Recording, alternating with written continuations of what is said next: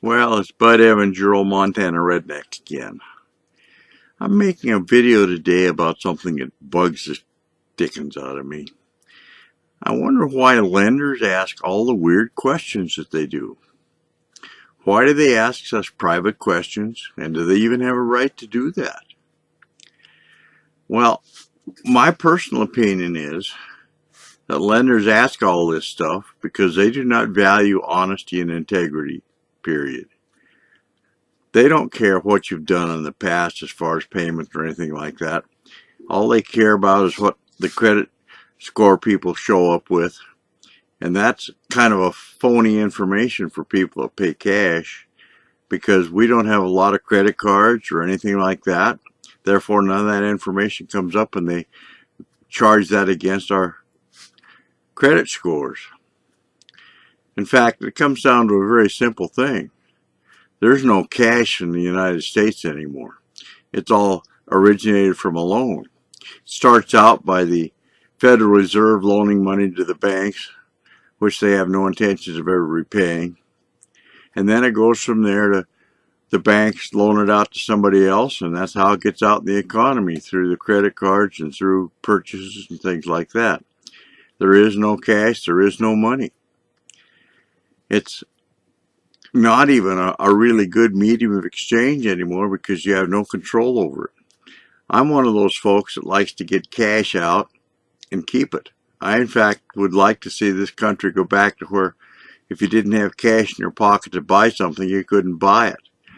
Because this credit-based economy is nothing but a joke. It has no background whatsoever.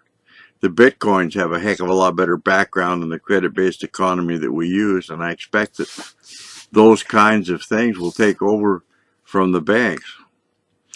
I know the banks won't like that because they're going to lose that 3.5% they get every time somebody uses their card. It's just not a legal method of exchange as far as I'm concerned. Lenders look at this, and if you don't buy it with a credit card and you pay cash for what you buy and use a debit card for it, it shows up as a negative on your credit report.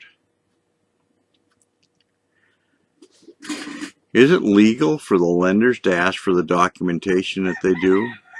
They ask for transcripts of your internal revenue documents, and I believe that's illegal. In fact, if I remember rightly, you could not use the internal revenue documents in their original form for anything but dealing with the Internal Revenue Service and the government.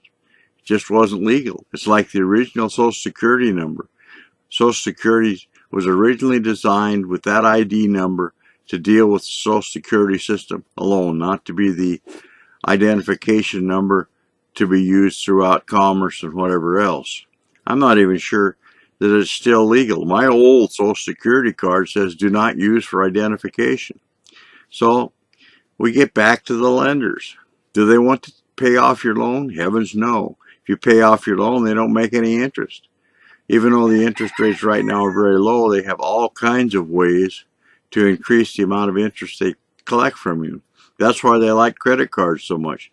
The average credit card interest income really figures out to be much closer to 13% than the 4% on real estate loans.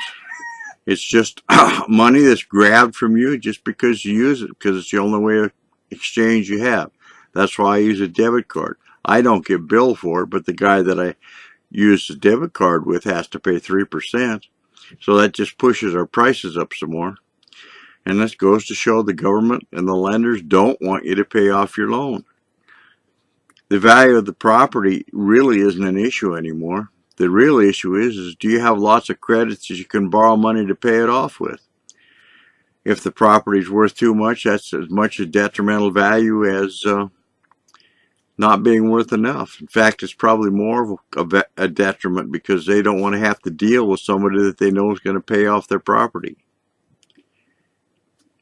The question about your income, are these really legal questions? Payroll stubs. Probably that's one that can be used. I wouldn't object to that too much. You can use your bank account balances and bank statements if you want to. That should be your choice. I really don't know why they ask all of these questions to justify a loan. They don't ask a lot of questions about, well, how many late payments have you had? Yes, but they don't really care if they go back 5 years. They don't really investigate basic integrity. Now, basic integrity and honesty is what borrowing money is all about. In the years and the places where I grew up, you didn't borrow money needlessly. Nowadays, everything you do is borrowed money. They ask about your tax returns, and I don't think that's public knowledge, and I don't think they should be allowed to do that.